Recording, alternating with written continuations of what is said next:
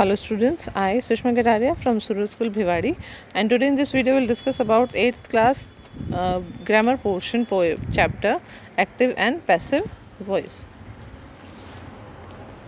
So let us know what we have two types of voices. We have active and passive voice. Let's discuss about the difference between active and passive.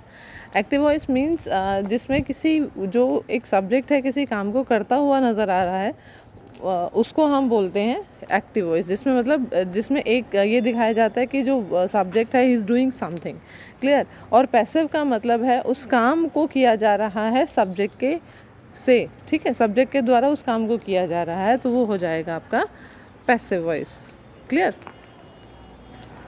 So for example हम इसमें देखते हैं Mukesh writes a letter. Here in this sentence we have Mukesh writes a letter. That means a letter is Mukesh is writing a letter. Clear? So this is the object, and what is the meaning and how we change the active and passive? We have to interexchange the position of subject and object. Mukesh is subject over here and a letter is object. This is subject, clear.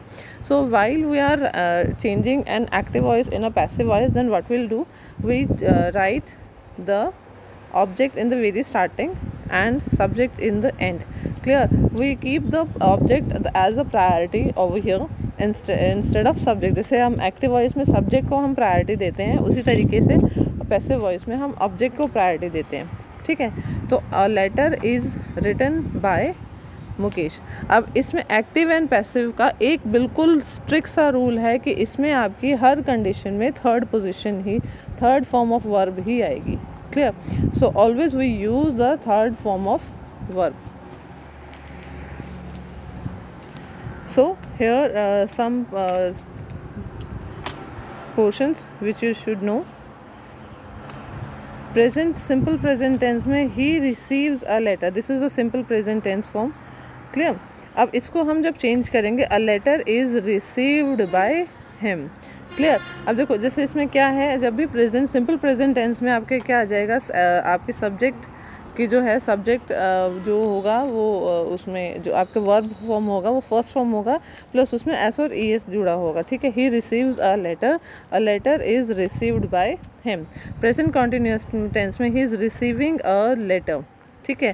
A letter is being, जब भी आपका कोई भी sentence जिसमें is am are वाला portion हो, यानी कि कॉन्टीन्यूअस वर्ड वाला हो, चाहे वो प्रेजेंट है, पास्ट है, फ्यूचर है, वट एवर इट इज़, आप उसमें क्या करेंगे, आपका हमेशा उसमें क्या लगेगा, बीइंग वर्ड। ये जो बीइंग वर्ड है BEING, ये वर्ड हर उसमें लग जाएगा, चाहे वो प्रेजेंट है, पास्ट है, जहाँ भी आप देखेंगे ना किसी वर्ब के फॉर्म के साथ ING गिवन है, ठीक है, तो उसमें आप जब भी उसको पैसिव में कन्वर्ट करेंगे तो ये बीइंग वर्ड हम उसमें लिखेंगे।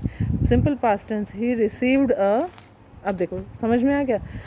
अब नेक्स्ट है ही रिसीव्ड अ लेटर। अब इसमें देखो क्या है, सिंपल प्रेजेंट टेंस का, सिंपल पास्ट जो पास्ट टेंस का है उसमें क्या है, उसमें ये लिखा हुआ है कि जो आपका इसमें कोई भी हेल्पिंग वर्ब गिवन नहीं है और वर्ब की थर्ड फॉर्म लगी हुई है, sorry second form. Past simple present, received a letter was received. अब यहाँ पे जहाँ पे जैसे हम प्रेजेंट, सिंपल प्रेजेंट टेंस में इज़ एम आर लगा देते हैं, सेम उसी तरीके से सिंपल पास्ट टेंस में हम क्या लगाएंगे, was were, clear. He was, यानी कि आपको क्या नोटिस करना है, आपको फॉर्म ऑफ द वर्ब को देखना है, वर्ब की फॉर्म को देखना है कि वर्ब की फॉर्म के हिसाब से ही आपको आइडिया लग जाएगा कि कौन सा टेंस है, फिर उसको अकॉर्डिंगली हमें चेंज करना है, ठीक है। फिर है सिंपल पास्ट कॉन्टिन्यूस में वॉज रिसीविंग आ जाएगा, अ लेटर वॉज बीइंग। मैंने आपको बताया था कि जहाँ पे भी ING वाला वर्ब अगर गिवन हो तो उसमें ये बीइंग वर्ड जो है वो ऐड हो जाएगा, ठीक है। प्रेजेंट परफेक्ट टेंस में he was received a letter has been received by. अब देखो यहाँ पे क्या, अब जहाँ पे आपका हैज़ हैव वाला पोर्शन आ जाता है, हैव, हैड, हैड, कुछ भी इस तरह का आ जाएगा तो उसमें आपका आ जाएगा बीन वर्ड, उसके साथ यहाँ क्या आ जाएगा, ये BEEN, ये वर्ड जो है ऐड आ जाएगा। जब भी आप हैज़, हैव, हैड वाला पोर्शन, यानी कि कोई भी सेंटेंस है जिसमें आप हैज़, हैव, हैड है, तो उसमें लगेगा वही, समझ में आ गया, हैज़ का हैज़ ही हो जाएगा, उसका वैसे ही लगेगा, लेकिन उसमें बीन वर्ड ऐड हो जाएगा। ओके, पास्ट में हैड का वहीं आगे देखिए, जैसे मैंने यहाँ पे हैड भी था तो भी यहाँ पे क्या लगा हुआ है, बीन, यानी कि हैज़, हैव और हैड। जब भी ये आपके सेंटेंसेस में है तो उसमें आप क्या करेंगे, आप बीन वर्ड ऐड कर देंगे। फ्यूचर में विल है, अब जहाँ पे विल और शैल वर्ड आ जाता है उसमें हम लगा देंगे बी। ठीक है, तो हमारे पास क्या हुआ है, जब ये being, BEING, being, BEEN, been और बी, ये वर्ड ऐसे हैं जो हम क्या करेंगे, हम उनको यूज़ करेंगे। क्लियर? ओके, तो ये हो गया आपका। फिर उसके बाद अब है going to, he is going to. जैसे कुछ आपके मोडाल्स और कुछ आपके एक्सिलरीज फॉर्म होते हैं, he is going to, a letter is going to. अब ये जहाँ पे जैसे गोइंग है तो वो गोइंग टू ही आ जाएगा। Has to received, has to be, अब यहाँ पे हैज़ है तो यहाँ पे क्या लग गया, बी वर्ड लगे, has to be received by you. Should received, should be. Clear? Has, have और वो हो तो उसमें आपका आ जाएगा, और उसके साथ हैज़, हैव के साथ अगर टू लगा हो तो बी वर्ड यूज़ हो जाएगा। ठीक है, और शुड लगा हो तो उसके साथ भी बी वर्ड लग जाएगा। ओके, सो मॉडल में शुड हैव लगा हो अगर तो शुड हैव बीन वर्ड लग जाएगा। So this is the way you can change your. अब यहाँ पे देखिए, अब यहाँ पे सेम उसी के तरीके से this is also a form, उसको एक्सप्लेन करने के लिए लिखा हुआ है कि जैसे हैड डन है,